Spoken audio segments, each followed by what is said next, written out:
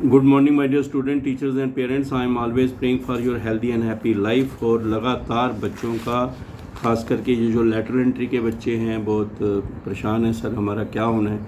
तो उनके लिए गुड न्यूज़ है कि बहुत जल्दी ही उनका एक पूरा कैलेंडर ऑफ इवेंट्स जो है वो आ जाएगा और उसके साथ ही उनका प्रोसेस शुरू हो जाएगा। और जैसे मैंने बहुत पहले भी बच्चों को बोल रखा है, अब मैं फिर बोल रहा हूँ कि बहुत सारे बच्चे रह जाते हैं जिनके डॉक्यूमेंट्स पूरे नहीं होते हैं और अंडर प्रोसेस इसमें चलता नहीं है।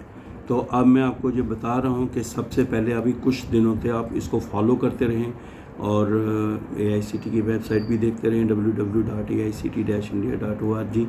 और हमने आपको बता रखा है कि आप 9419144030 पर आप व्हाट्सएप पे जो है एक मैसेज भेज सकते हैं और उसमें आपको बताएंगे हम। और उसके साथ साथ आप ना AJEETANGRAL PM++ motivation, Ajeet Angral PM++ motivation, इसको सब्सक्राइब करके रखें और इसमें हम वीडियो डालते रहेंगे। और जिन बच्चों ने सब्सक्राइब किया होगा इसको सुनते रहेंगे, उनको तो कोई दिक्कत होगी नहीं। और कहीं ऐसा जो उनको सुनेंगे नहीं और फिर प्रश्न पूछेंगे और जो वीडियो में बताया तो उनका तो जवाब देना मुश्किल हो जाएगा, क्योंकि इतने सारे क्वेश्चंस होते हैं। इसीलिए बच्चों ने ये बनवाया था और हम इसमें डाल देते हैं। तो अब मैं सबसे पहले ये बता रहा हूँ कि जैसे ही कुछ दिनों में आप बने रहिए, कुछ दिनों में ये शुरू हो रहा है प्रोसेस आपका। और ये गुड न्यूज़ फॉर ऑल दोस्त डिप्लोमा होल्डर्स जो बार बार पूछते थे सर क्या बनेगा क्या बनेगा, तो उनको मैं कह रहा हूँ और मुझे उम्मीद है कि अब उनके डॉक्यूमेंट्स भी तैयार होंगे, क्योंकि मैंने पहले भी उनको इसके लिए बोल रखा था। अब होती किन की है एडमिशन, ऐसा है मेरे बच्चे, क्योंकि ये 4 साल का कोर्स होता है नॉर्मली इंजीनियरिंग वाला। तो पहले साल जिन बच्चों ने एडमिशन ली होती है, अगर वो किसी कारण छोड़ देते हैं या सीट खाली रह जाती हैं, वो जो सारा सीट्स इकट्ठी होती हैं, अब वो अगले 3 साल तो खाली चलती जाएंगी। इसलिए बच्चों को फ़ायदा देने के लिए ये सिर्फ इंजीनियरिंग वालों के लिए ये लेटरल एंट्री का प्रोसेस शुरू किया गया, ताकि बच्चों को सेकंड ईयर से एडमिशन मिल जाए और अगले 3 साल में डिप्लोमा वाले बच्चे अगले 3 साल में, यानी कि 10+2 वालों का अगर वो सेकंड ईयर है तो इनका फर्स्ट ईयर बन जाएगा। तो ये 3 सालों में, वो 4 सालों में, तो ये बच्चे भी 3 साल आगे पढ़ के अपनी डिग्री पूरी BTech कर सकते हैं। पहले नंबर पर ये इस तरीके से जितनी सीट्स होंगी उसके लिए ये सारा कंपटीशन होगा। नंबर 2, ये 22-23 जो सेशन है, इसके लिए जो पिछले 2 इसके सेशन होते हैं, जस्ट प्रोसीडिंग 2 सेशंस, यानी कि 2021 और 21-22, जिन बच्चों ने 21-22 ये वाले साल और ये वाले सेशंस में जिन्होंने अपना 10+3 पास किया होता है और वो इसके लिए एलिजिबल हैं। नेक्स्ट पॉइंट, जो बच्चे ने जो डिप्लोमा किया है 10+3, वो जम्मू कश्मीर और लद्दाख में सिचुएटेड किसी पॉलिटेक्निक कॉलेज से पास किया होना चाहिए जो JK board of technical education के साथ एफिलिएटेड है। ऐसे इंस्टीट्यूशन से पास किया होगा वही बच्चा इसके लिए एलिजिबल है। नंबर नेक्स्ट, जिसके पेरेंट्स का annual family income from all sources, जो उनके पूरे परिवार की इनकम है वो 8 लाख या 8 लाख रुपए से कम है पर एनम। ये भी आप इसकी बात को याद रखें। अब ये इनकम सर्टिफिकेट बच्चों को बना के रखना है। जिस डेट से अभी रजिस्ट्रेशन शुरू होती है, इसके पीछे 6 महीने के अंदर अंदर का इनकम सर्टिफिकेट होना चाहिए और उसमें ये लिखा होना चाहिए certified that the annual family income from all sources of mister, जो है फादर साहब का नाम, फादर ऑफ आगे बेटे बेटी का नाम जो भी है, रेजिडेंट जहाँ का रेजिडेंट है, और उसके आगे जो है फ्रॉम ऑल सोर्सेज जितने पैसे हैं वो लिखा होगा, कितना अमाउंट है, 2 लाख 3 लाख जो भी है। और कई बार तो लिखा होता है ये PM++ के लिए, स्कॉलरशिप के लिए इशू किया गया।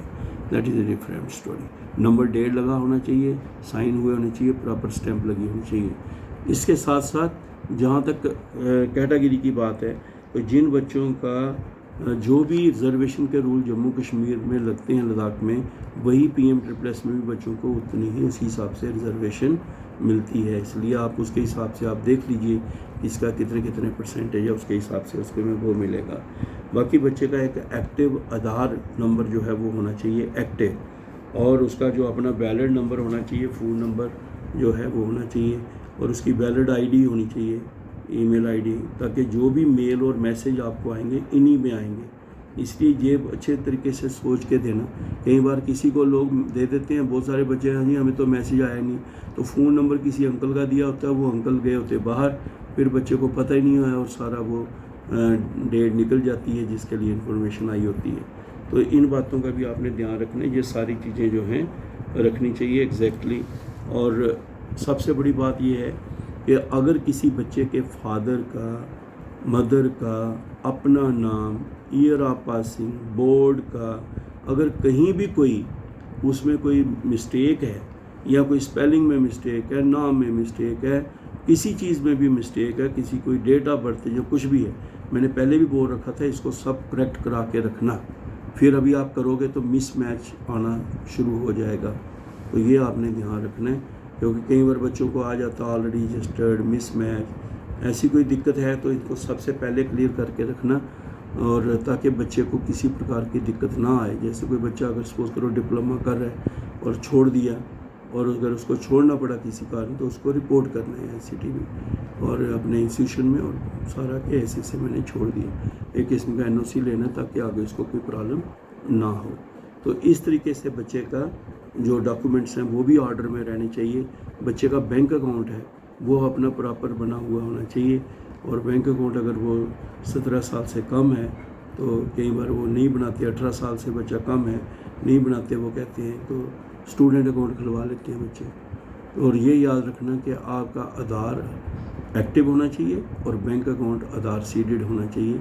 ये सारी चीज़ें अगर आपने इनकम सर्टिफिकेट, डोमिसाइल सर्टिफिकेट और कैटेगरी सर्टिफिकेट, ये तहसीलदार से इशू होते हैं, जो भी आपके रिस्पेक्टिव एरिया का तहसीलदार होगा उनसे ये लेना है।